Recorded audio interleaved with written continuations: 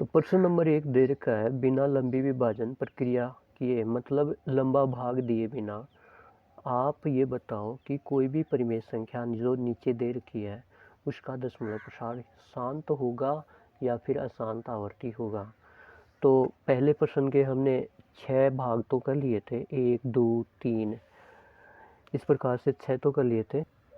अब 7 नंबर देखिए, 129 बटा 2 की घात 2 5 की घात 7 गुणा 7 की घात 5 का दशमलव प्रसार कैसा होगा बताइए।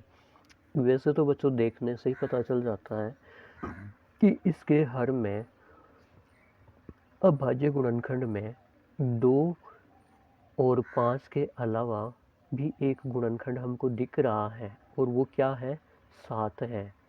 और हमने पढ़ा था कि अगर हर के अभाज्य गुणनखंड में 2 और 5 के अलावा अन्य कोई भी गुणनखंड दिख जाए तो उसका दशमलव प्रसार अशांत आवर्ती होता है।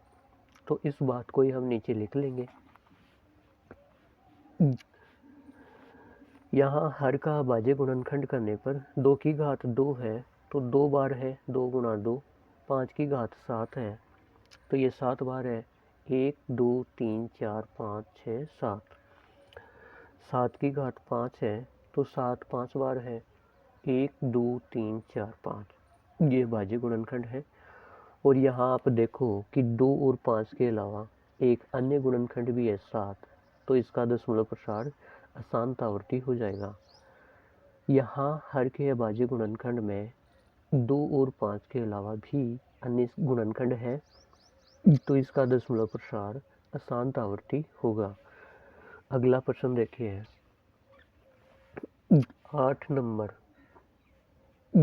नंबर प्रश्न देखिए, एक संख्या दे रखी है परिमेय संख्या 6/15 का दशमलव प्रसार बताइए कैसा होगा।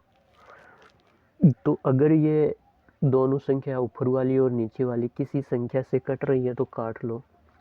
6 में 3 का भाग दो, 3 का भाग ऊपर वाले में भी जाता है और नीचे वाली में भी जाता है। तो 3 का भाग 6 में दोगे तो 3 दूनी 6 और 3 का भाग 15 में देंगे तो 3 पंजी 15, 2/5 आ गया।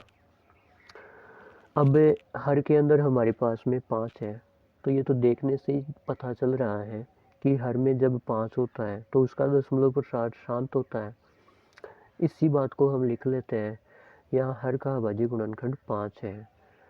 यहाँ हर के अभाज्य गुणनखंड में 2 और 5 के अलावा कोई भी गुणनखंड नहीं है, इसलिए 6/15 का दशमलव प्रसार कैसा होगा, शांत होगा। इसको अंग्रेजी में बोलते हैं टर्मिनेटिंग।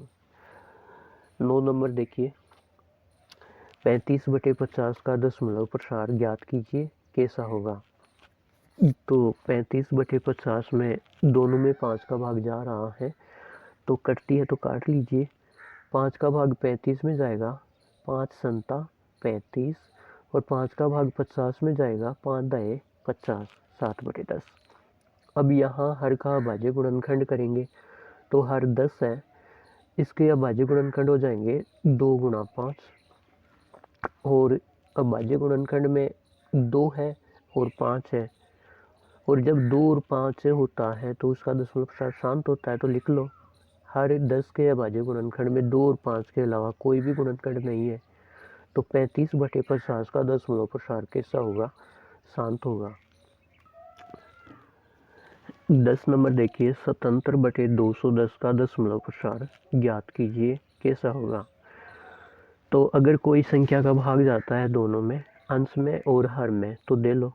दोनों अंश में भी 7 का भाग जाता है और हर में भी 7 का भाग जाता है तो इनको काट लो। 7 एकम 7, 7 एकम 7, 7 दूनी 14, 7 ती 21 और 0 का 0, 11/30। हर के अभाज्य गुणनखंड करने पर